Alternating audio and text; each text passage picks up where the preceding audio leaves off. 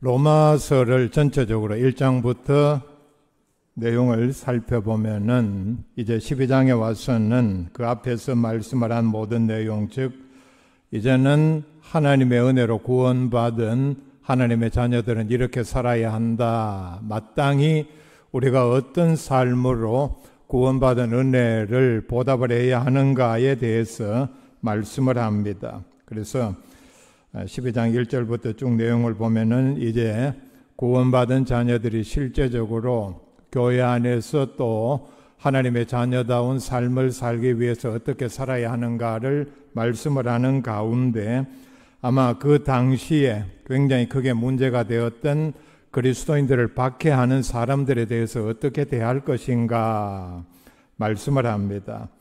한 번 더 읽어드립니다. 너희를 박해하는 자를 축복하라. 축복하고 저주하지 말라. 말씀을 했습니다. 우리를 박해하는 사람들에 대해서 우리가 도리어 어떻게 내가 갚을까 말로 아니면 행동으로 어떤 위해를 가한다든지 이런 생각을 가지는 것은 그리스도인이라도 크게 차이는 없을 것입니다. 그런데 전체적으로 들어보면 아시겠지만은 도무지 우리 인간으로서는 어떻게 할 수 없는 일들을 하나님께서 명령하는 것으로 보입니다. 하나님께서는 왜 하나님의 자녀들을 이렇게 괴롭히고 해롭게 하고 심지어는 죽이는 이런 박해하는 사람들에 대해서 오히려 축복하고 말로라도 생각으로라도 저주하지 말라 말씀을 하는가? 우리가 오늘 이 말씀 또 성경 전체를 통해서 돌아볼 수 있기를 바랍니다. 그리스도인이 살아가는 데 있어서 피할 수 없는 일 가운데 하나는 이 당시는 초대교회 그리스도인들을 향한 공공연한 박해가 있던 때였습니다. 나라에 도움이 되지 않는다 또는 황제의 명령에 순종하지 않는다는 이유로 주로 대체적으로 보면은 우상숭배에 관한 이런 일들이었습니다. 그래서 박해를 하고 협박을 하고 처음부터 그렇게 한 건 아니겠죠.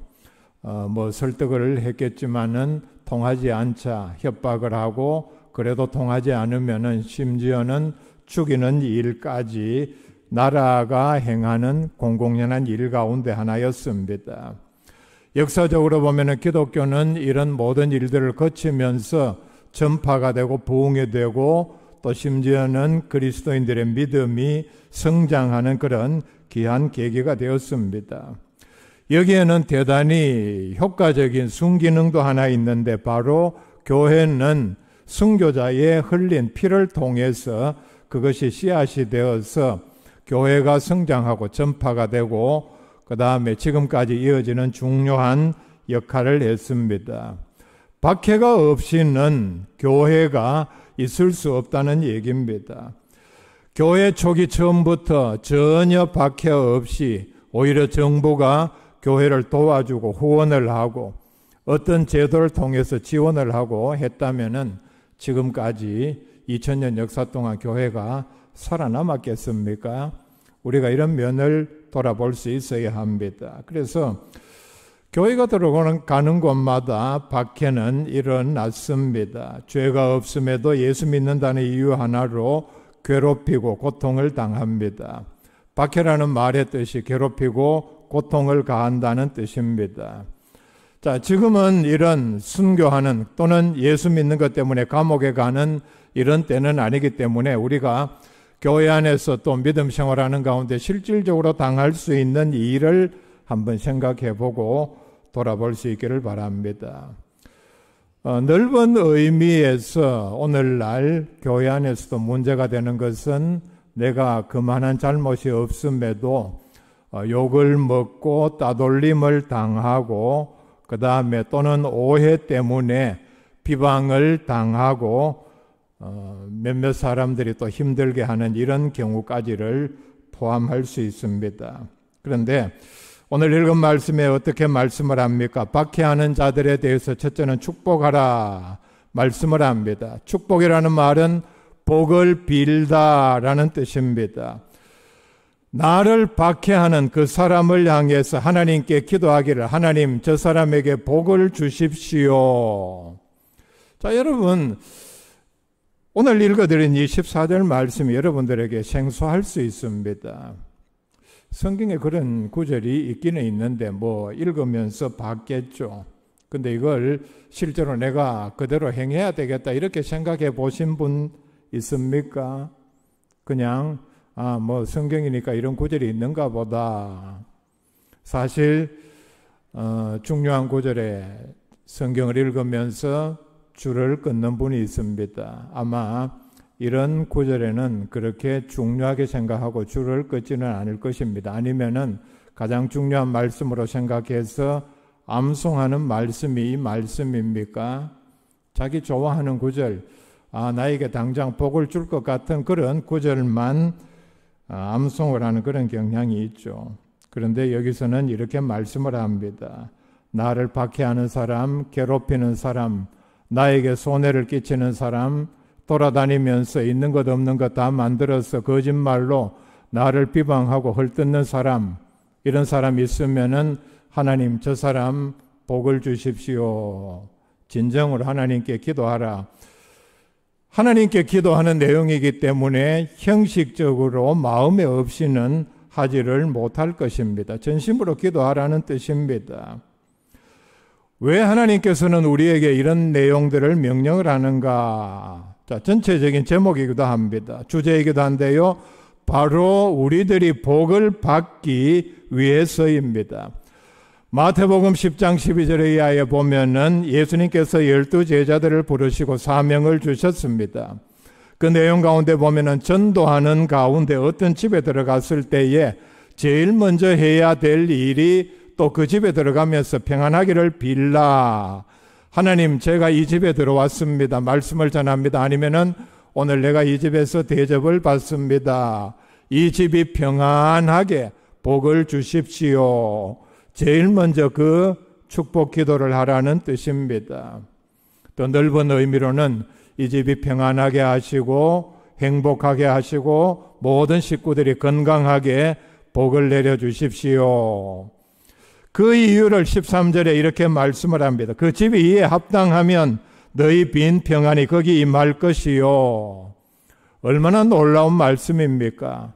내가 그 집에 들어가서 복을 빌었는데 그 집이 합당해서 내가 빈 축복 기도 그대로 그 집에 이루어져서 그 집이 큰 복을 받았다. 나는 복을 받지 못해도 굉장히 하나님 앞에서 영광스러운 일입니다. 그런데 그 뒤에 더 중요한 말씀을 합니다. 만일 합당하지 아니하면 그 평안이 너희에게 돌아올 것이니라.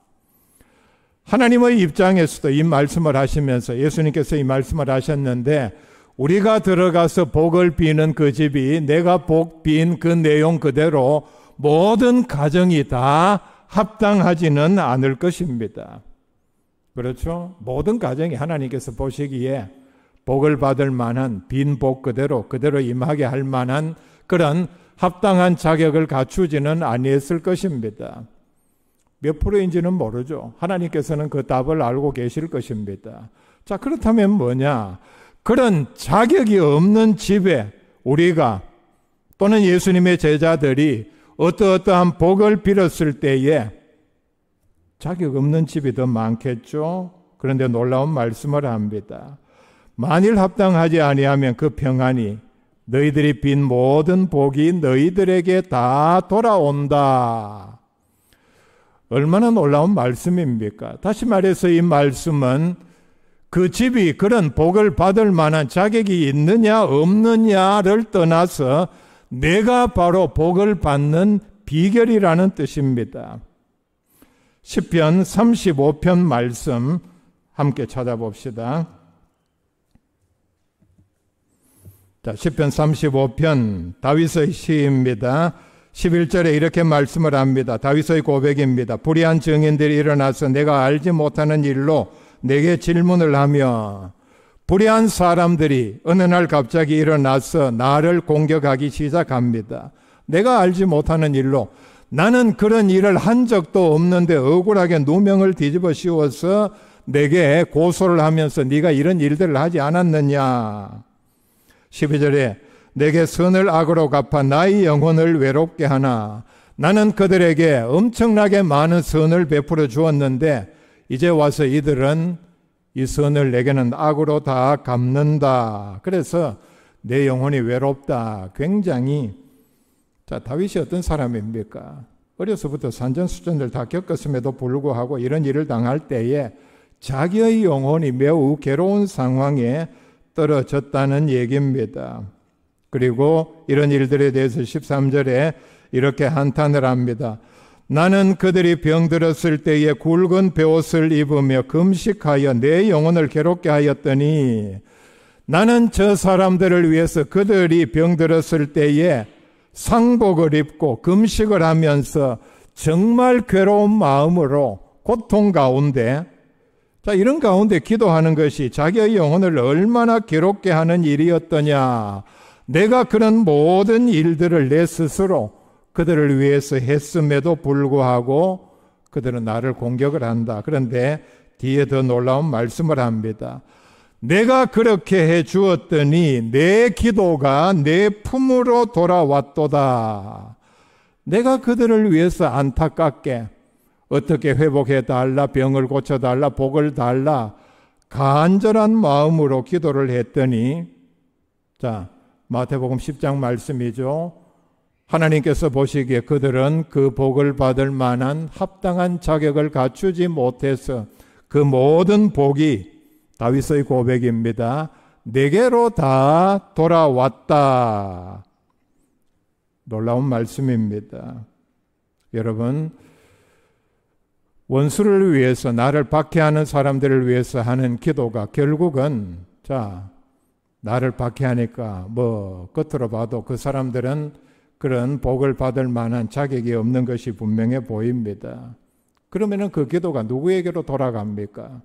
복을 빈 사람에게로 자동적으로 돌아온다는 얘기입니다.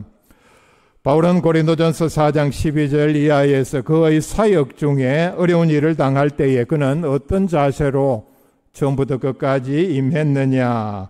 모욕을 당한 즉 축복하고, 사도행전에 보면은 또 그가 쓴 다른 서신서에 보면은 하나님의 말씀을 전하면서 엄청나게 많은 괴로운 일들, 모욕, 박해를 당했습니다. 그럴 때마다 바울은 어떻게 했느냐? 모욕을 당한 즉 축복하고, 모욕을 가하는 모든 사람들에게 오히려 바울은 축복을 했다. 박해를 받은 즉 참고, 비방을 받은 즉 권면하니. 놀라운 말씀을 합니다. 베드로전서 3장 9절에 우리에게 주는 말씀입니다. 악을 악으로 욕을 욕으로 갚지 말고 도리어 복을 빌라. 이를 위하여 너희가 부르심을 받았으니, 이 땅에서 우리가 믿음 생활하면서 중요한 사명 가운데 하나가 바로 이런 일들을 위해서 우리가 부르심을 받았다 말씀을 합니다. 우리의 사명이 뭐냐? 우리를 욕하는 사람, 박해를 하는 사람에게 도리어 복을 비는 것이 하나님께서 이 땅에 우리를 부르신 목적이라 말씀을 합니다. 뒤에 더 놀라운 말씀을 합니다. 그 이유가 뭐냐? 이는 복을 이어받게 하려 하심이라. 하나님께서 바로 이런 방법을 통해서 우리에게 복을 주시기 위한 방법이다. 두 번째, 저주하지 말라 말씀을 합니다. 저주가 뭡니까? 말로라도, 또는 여기서는 직접적으로 하나님 앞에, 하나님 저 사람 벌을 내려 주십시오. 아예 엄청난 재앙을 당하거나 불행을 만나거나 파멸에 이르도록 하나님께서 벌을 내려 주십시오. 바로 이것이 저주입니다. 저주의 기도입니다. 마음으로 그렇게 생각하고 빌고 자기의 말로 이렇게 겉으로 표현을 하는 것, 또 속으로 바라는 이런 모든 것들이 바로 저주하는 행위입니다. 그리고 조금 더 넓게 해석을 하면은 비방을 하고 욕을 하고 악담을 하는 이런 모든 것이 저주하는 행위에 들어갑니다. 저주하다 영어로는 curse라고 그럽니다. C-U-R-S-E. 이 말을 사전에서 찾아보면은 제일 먼저는 저주라는 말이 나오고 그 다음에 나오는 말이 욕하다. 자, 그렇다면은 혹시 욕설에 익숙한 분들 계십니까? 욕도 넓은 의미의 저주에 해당합니다. 우리나라 사람들은 요즘은 조금 덜 합니다만은 옛날부터 남을 쉽게 욕을 하고 심지어는 자기 자식까지도 저주하는 일에 매우 익숙해져 있습니다. 요즘은 이제 그런 말을 거의 쓰지 않습니다. 옛날에 제가 어릴 때만 해도 많이 들은 얘기인데요. 놀라웠게도 자기 자식 보고도 망할 놈이라고 합니다. 딸애 보고는 또 하는 얘기가 따로 있겠죠. 그리고 우리나라 무속에서 보면은 이게 아마 많은 사람들의 지금의 사람들 잠재의식 속에 남아있을 줄로 생각을 합니다. 무속에서 보면은 저주의식이라는 것이 있습니다. 내가 저주하고 싶은 사람, 빨리 죽었으면 좋겠다, 아니면 큰 화를 당했으면 좋겠다는 사람을 생각하고 그 사람 비슷하게 인형을 만듭니다. 이게 얼마나 구체적이고 일반화되었으면은 이 인형의 이름도 있습니다. 이 인형을 재웅이라 그럽니다. 여러분 중에 재웅이라는 이름은 없죠, 여기? 이름까지 있는 걸 보면은 굉장히 구체적으로 이렇게 명시적으로, 그래서 마치 주술행위를 하는 것처럼 이런 인형을 만들고 이름을 적어 놓고 아니면은 조금 현대로 넘어오면서 그 속에 그 사람 사진을 넣고 그 다음에 못이나 송곳 같은 것으로 이렇게 몸통을 찌르는 행위를 합니다. 이렇게 하면은 저 사람이 이런 화를 당한다. 옛날 텔레비전에 사극에 이런 장면이 많이 나왔죠. 그런데 그 뒤에 제가 설명하고자 하는 얘기는 전부 거짓말입니다. 아무런 효과가 없습니다. 이런 의식을 막 행하면 그 대상자가 하는 장면이 나오죠. 있을 수 없는 얘기입니다. 무당들도 그런 얘기를 합니다. 이런 게 효과가 없다. 그리고 또 하나, 이보다는 조금 덜한 저주의식이 살아있는 사람 이름을 빨간색 잉크로 기록을 하는 것. 이게 죽은 사람이다 해서 빨리 죽으라는 의미로 그렇게 합니다.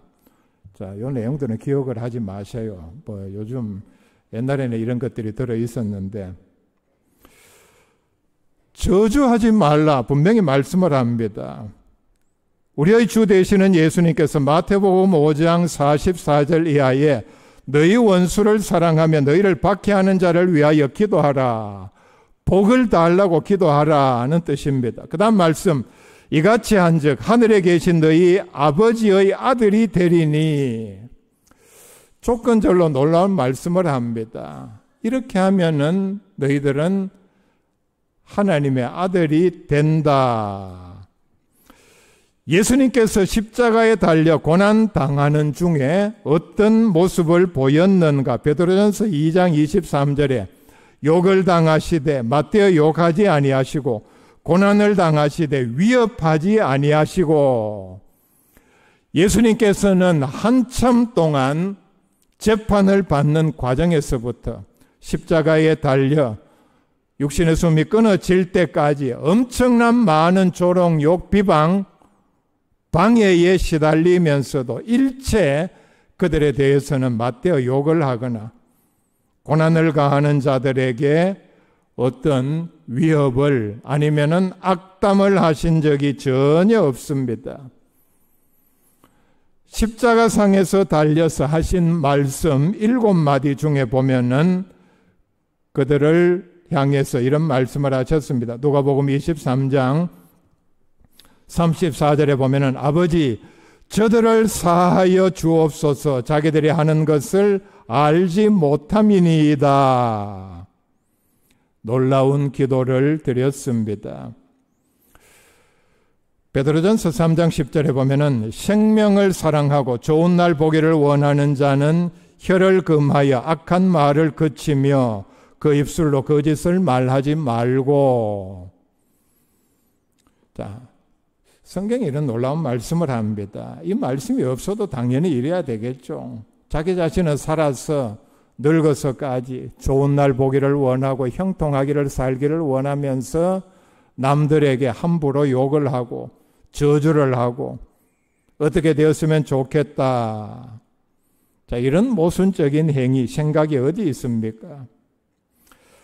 다시 아까 마태복음 10장 13절 말씀으로 한번 돌아가 보십시다. 이 말씀을 우리가 우리의 실제 저주하고 싶은 마음이 들었을 때에 좋지 않은 감정이 있는 사람들을 향해서 우리가 어떻게 적용을 해야 하는가? 저주하지 말라는 뜻입니다. 성경은 분명히 오늘 말씀에도 우리에게 저주하지 말라 말씀을 했습니다. 자, 그렇다면은 저주를 하면 어떻게 되는가? 자, 이 말씀을 우리가 적용하면은 내가 어떤 사람에게 저주를 했는데 그 사람이 그 저주에 합당하면은 그 저주가 그 사람에게 임할 것이요. 자, 이렇게 적용할 수 있습니까? 하나님께서는 저주하지 말라 그랬는데 그대로 만약에 이루어진다면은 하나님께서 오늘날 그리스도인들에게까지도 저주를 하라고 조장하는 결과밖에 되지를 않습니다. 만약에 이 말이 사실대로 이루어진다면은 우리 가운데 살아남을 사람이 누가 있겠습니까? 오히려 그런 말이 있죠. 욕 많이 먹으면 더 오래 산다고. 저주 많이 받으면 많이 받을수록 더 오래 산다. 가만히 보면 이 말도 사실인 것처럼 보입니다. 저주가 효과가 없다는 얘기입니다. 자, 중요한 것은 바로 그 다음 말씀입니다. 만약에 그 저주가 그 사람에게 합당하지 아니하면은 너희에게로 돌아올 것이니라. 정말 우리가 자다가 놀라서 벌쩍 일어날 일입니다. 얼마나 심각한 얘기입니까? 어떤 욕을 했는데, 저주를 했는데, 어떻게 되었으면 좋겠다 했는데 그 사람이 합당하지 아니하면은 합당해도 저주하지 말라 그랬으니까 이루어지지 않는다 그랬죠. 근데 그게 합당해도 합당하지 아니하면은 다시 너희들에게로 돌아온다. 시편 109편은 다윗의 간증입니다. 다윗은 여기에서 놀라운 간증을 합니다. 다윗의 간증이니까 우리는 매우 가슴 깊이 새겨야 할 내용입니다. 다윗은 선지자요. 유일하게 하나님의 마음에 든 사람입니다. 17절에 보면은 그가 어떤 사람을 가리킵니다. 저주하기를 좋아하더니 그것이 자기에게 임하고 축복하기를 기뻐하지 아니하더니 복이 그를 멀리 떠났으며 또 저주하기를 옷 입듯 하더니 저주가 물같이 그의 몸속으로 들어가며 기름같이 그의 뼈 속으로 들어갔나이다. 아마 다윗의 일생에 다윗에게 저주를 많이 한 사람들이 있었던 것으로 보입니다. 그런데 다윗은 거기에 대하여 일체 저항하지 아니하고 하나님께 기도하며 기다리며 참는 세월을 보냈습니다. 근데 누구라고는 여기서 지적을 하지를 아니했습니다. 그러면 우리는 다윗의 일대기를 통해서 이 사람이 누구냐 한번 추측해 볼 필요는 있습니다. 다윗을 저주한 사람 첫째는 골리앗입니다. 사무엘상 17장 43절에 블레셋 사람이 다윗에게 이르되 네가 나를 개로 여기고 막대기를 가지고 내게 나왔느냐 하고 그의 신들의 이름으로 다윗을 저주하고 다윗을 저주했다 그랬죠. 그 다음 나오는 말씀이 내가 네 살을 공중의 새들과 짐승에게 주리라. 이 말씀에 보면은 저주라는 말은 없지만은 엄청난 저주입니다. 내가 너를 오늘 당장 죽여버린다. 얼마나 큰 저주입니까? 그런데 골리앗은 어떻게 됩니까? 바로 그 자리에서 다윗이 물맷돌을 던져서 이 말을 쳐서 죽이고 말았습니다. 사울은 10년 이상 다윗에게 행한 모든 일이 저주였습니다. 행동으로 10년 이상 다윗을 추격하면서 잡아 죽이려고 한 것이 바로 저주였다는 얘기입니다. 그 결과 어떻게 됐습니까? 시편 109편에서도 그대로 고백을 했죠. 그 저주가 그에게로 다 돌아갔다. 정예부대 3,000명을 이끌고 10년 이상 국사를 제쳐놓고 추격한 결과 다윗이 그에게 잡혀 죽었습니까? 체포된 적도 없습니다. 오히려 사울은 그 결과 세 아들과 함께 전쟁터에서 죽고 결과적으로 그 후손은 한 명도 살아남지를 못했습니다. 또 하나의 예는 시므이입니다. 사무엘하 16장에 보면은 다윗이 아들 압살롬이 반역을 일으켜서 비난을 갈 때에 바후림이란 곳에 이르렀을 때에 시므이가 기다렸다는 듯이 나와서 저주를 합니다. 시므이는 사울의 친족 가운데 한 사람입니다. 16장 7절에 보면은 피를 흘린 자여 사악한 자여 가거라. 8절에 사울의 족속의 모든 피를 니게로 돌리셨도다. 자, 이렇게 엄청난 저주를 퍼부었는데 율법의 왕을 저주하면은 죽이는 것이 마땅합니다. 아비새 장군이 다윗에게 이렇게 건의를 합니다. 당장 죽여야지요 하니까 다윗은 10절에 이렇게 대답을 합니다. 하나님께서 저주하라 해서 저주하는 것이니까 그대로 저주하도록 내버려 두라. 다윗의 놀라운 관용입니다. 그리고 12절에 한 말이 혹시 여호와께서 나의 원통함을 감찰하시리니 오늘 그 저주 때문에 여호와께서 선으로 내게 갚아주시리라. 시므이는 다윗에게 엄청난 저주를 퍼부었지만은 다윗의 믿음은 그게 아닙니다. 하나님께서 혹시 그 저주 때문에 내게 선으로 갚아주실 것이다. 우리가 어떤 말을 들을 때에 내가 기분이 나쁘다고 해서 사실 낙심할 필요가 없는 이유가 바로 이 말씀입니다. 남들이 나에 대해서 어떤 욕을 하고 어떤 비방을 한들 중요한 것은 내가 하나님 앞에 바로 섰는가입니다. 다윗 같은 믿음의 자세를 가지고 있으면은 그 저주 때문에 하나님께서 오히려 내게 선으로 갚아주실 것이다. 나중에 보면은 시므이는 다윗이 왕권을 회복하고 돌아가는 길에 참 이 간사한 사람답게 즉각적으로 나와서 또 용서를 구합니다. 다윗은 용서를 했지만은 죽기 전에 솔로몬에게 시므이는 아주 악한 사람이니까 네가 현명하니까 잘 처리할 줄로 믿는다. 유언을 남겼습니다. 죽여라는 얘기죠. 근데 솔로몬은 바로 시므이를 불러서 네가 우리 아버지한테 이렇게 했지 하고 바로 죽이지는 아니했습니다. 솔로몬답게 너그러운 마음으로 또 하나 굉장히 지혜로운 방법을 생각을 해냈습니다. 그게 뭐냐 하면은 나는 네가 우리 아버지한테 잘못한 일을 알고 있다. 그런데 조건이 있다. 너는 절대로 예루살렘을 떠나지 말라. 예루살렘 성 안에만 머물러라. 네가 예루살렘 성을 떠나서 예루살렘과 외곽 지역의 경계인 기드론 시내를 건너는 날에는 너는 반드시 죽는다. 은명을 내렸습니다. 여기에 대해서 시므이는 좋습니다 하고 물러났습니다. 참 놀라웠게도 3년 뒤에 시므이는 자기 집에 도망간 종을 찾기 위해서 가드로 들어가기 위해서 블레셋 지역입니다. 기드론 시내를 건넜습니다.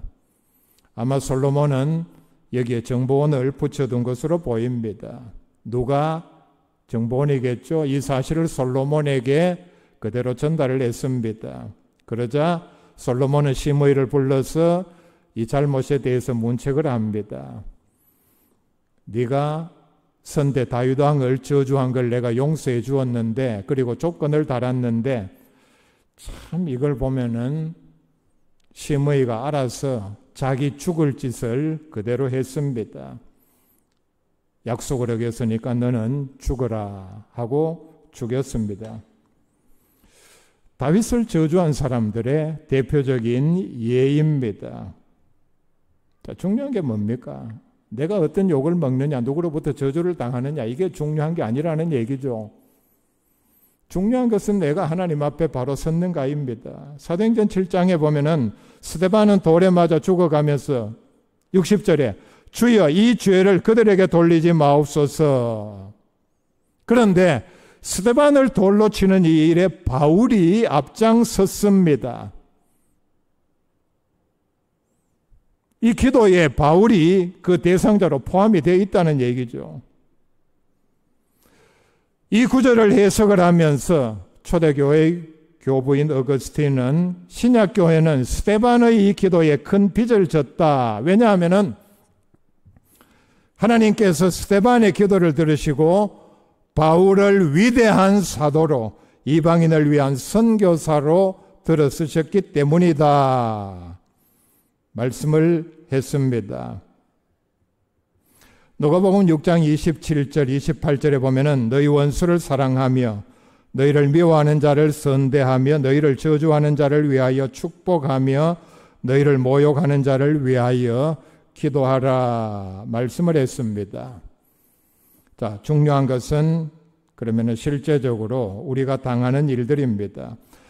사람들이 나를 정당한 근거 없이 저주하고 비방하고 험담을 할 때에 성경은 절대로 보복하라, 원수를 갚아라, 욕하라 그렇게 말씀을 하지 않습니다.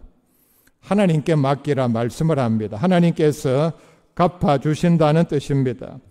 뒤에 나오는 19절에 내 사랑하는 자들은 너희가 친히 원수를 갚지 말고 하나님의 진노하심에 맡기라. 기록되었을 때 원수 갚는 것이 내게 있으니 내가 갚으리라고 주께서 말씀하시느니라. 자, 20절 네 원수가 줄이거든 먹이고 목마르거든 마시게 하라. 그리함으로 네가 숯불을 그 머리에 쌓아 놓으리라 말씀을 합니다. 원수를 선대하는 것이 숯불을 그 머리 위에 쌓는다. 이 말의 뜻은 이렇게 할 때에 마치 그 사람 머리 위에 숯불을 얹어 놓는 것처럼 모든 잘못된 마음, 원망하고 미워하는 마음을 녹여버릴 정도로 다시 뜨거운 마음으로 사랑할 수 있게 만든다는 뜻입니다. 마태복음 5장 10절 이하에 의를 위하여 박해를 받은 자는 복이 있나니 천국이 그들의 것임이라. 나로 말미암아 너희를 욕하고 박해하고 거짓으로 너희를 거슬러 모든 말을 할 때에 너희에게 복이 있나니 기뻐하고 즐거워하라. 하늘에서 너희의 상이 큼이라. 욕을 먹으면 먹을수록, 박해를 당하면 당할수록 하늘에서 상이 크다 말씀을 합니다. 자, 이 모든 말씀은 하나님께서 살아 계신다는 것을 전제로 한 말씀입니다. 하나님이 살아 계시지 않는다면은 남들이 나를 욕하고 저주하고 박해하면은 보복을 해야 합니다. 그래야 속이 시원하겠죠. 당연히 그렇게 해야 합니다. 이 말씀에, 성경 말씀의 모든 전제가 뭡니까? 우리가 도무지 이해할 수 없는, 행할 수 없는 일에 대해서 하라고 명령을 합니다. 전제가 뭡니까? 하나님께서 살아계시고 내가 당하는 모든 박해와 고난을 보고 계시기 때문입니다. 그렇기 때문에 박해하는 자를 오히려 축복하고 저주하지 말라 말씀을 합니다. 우리의 믿음이 성장하고 성숙해져서 박해하는 자들까지도 복을 빌 수 있는 믿음의 자리까지 나아갈 수 있기를 바랍니다.